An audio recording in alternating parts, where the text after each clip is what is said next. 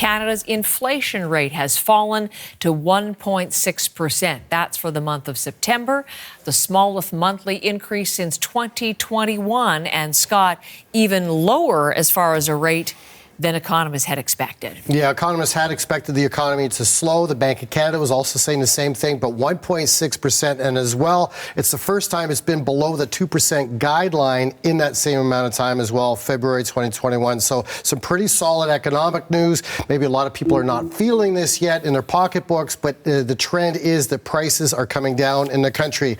Year over year, what we saw was the biggest dramatic downturn was the price of gasoline, particularly during the month of September, down 7% all by itself, but year over year down about 11%. That's helping ease inflation across the board in the country. We're also seeing rent prices easing as well, still up 8.2% over this time last year, so a little bit of a thorn, but still easing nonetheless. Food prices remaining where they were in August at 2.4%. That's an increase over this time last year. And also we're seeing air travel coming down a little bit as well, about 4.5%. Now it's good news. Maybe a lot of people don't feel it yet, but the trend is that prices are coming down.